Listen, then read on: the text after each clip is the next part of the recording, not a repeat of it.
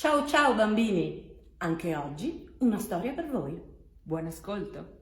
Cesare di Grégoire Solotareff. Il papà di Cesare spesso gli racconta delle storie, specie quelle che parlano del loro paese. La storia che Cesare preferisce è quella dell'imperatore dei coccodrilli, che è grande, grandissimo e che non ha paura di niente.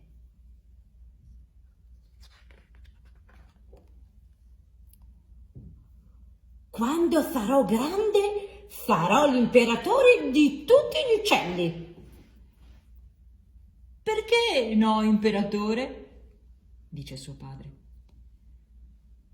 Ma per esserlo bisognerebbe tornare laggiù, nel nostro paese, e laggiù è pericoloso perché è pieno di coccodrilli. Per fortuna qui non ce ne sono. Quando sarò grande, sarò l'imperatore degli uccelli e mangerò un coccodrillo.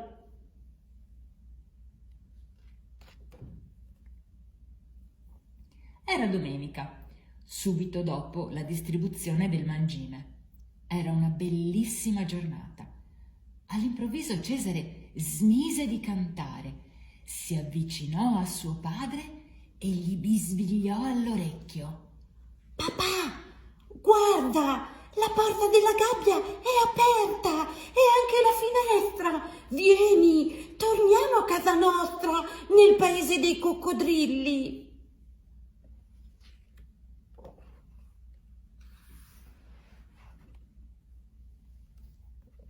Saltò sul davanzale. Cesare! Gridò suo padre. Fuori ci sono i gatti! Un imperatore non ha paura. Dai, forza, vieni, andiamocene. Io sto bene qui, disse il papà. Non ho voglia di ricominciare tutto da capo. Però capisco che tu voglia vedere il paese dove sei nato. E vola, vola Cesare, vola verso sud, sempre verso sud, non dimenticarti. E fai attenzione ai coccodrilli. Papà, abbiamo le ali per volare, ma anche per scappare. Vieni via con me. Cesare, sento arrivare qualcuno. Vai Cesare, vola! Cesare esitò, poi con un colpo d'ala prese il volo. Subito dopo si posò su un ramo e gridò a suo padre: Guarda papà, sono fuori! La finestra però era stata chiusa e sul vetro si vedeva solo il riflesso del cielo. Allora Cesare partì. Ah, volare, volare, che sensazione meravigliosa! Cesare era felice, ma a suo padre gli mancava già moltissimo. Così ogni tanto mentre volava gli scendeva qualche lacrimuccia. Dopo un lungo viaggio verso sud, Cesare arrivò sulle rive del Nilo, dove per l'appunto dormiva un coccodrillo. Questo coccodrillo è enorme e anche piuttosto inquietante. Papà aveva ragione.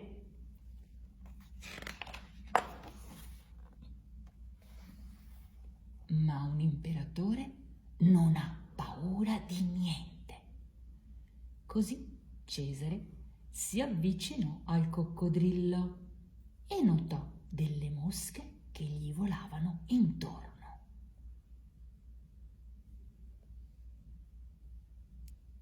Gnam, gnam. Lei è l'imperatore di questo paese? Il coccodrillo aprì un solo occhio.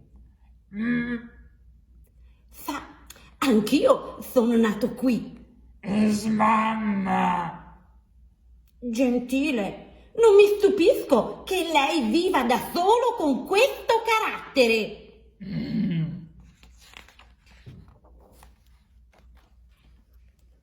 vedendo che il coccodrillo richiudeva l'occhio, Cesare ebbe un'idea. Spiccò il volo e si posò proprio in mezzo agli occhi del coccodrillo. Oi oi oi! Pensò Cesare, spiccò ancora il volo e di nuovo si posò esattamente nello stesso identico posto. Mancato.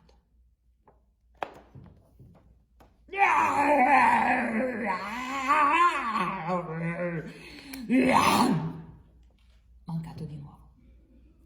Ogni volta che il coccodrillo chiudeva la mascella, Cesare volava via, acchiappava qualche mosca e si posava in mezzo agli occhi del coccodrillo a sgranocchiarla.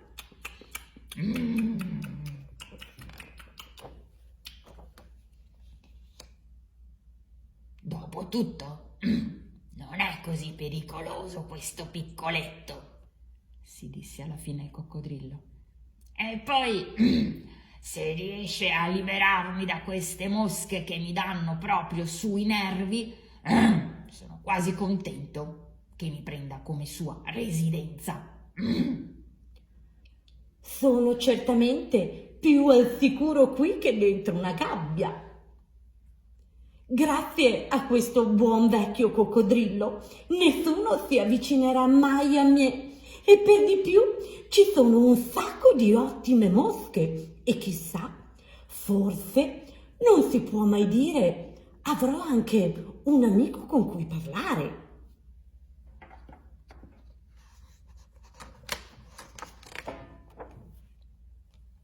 Dopo qualche giorno, in effetti, È difficile mangiare un coccodrillo. mangiare un uccello è impossibile.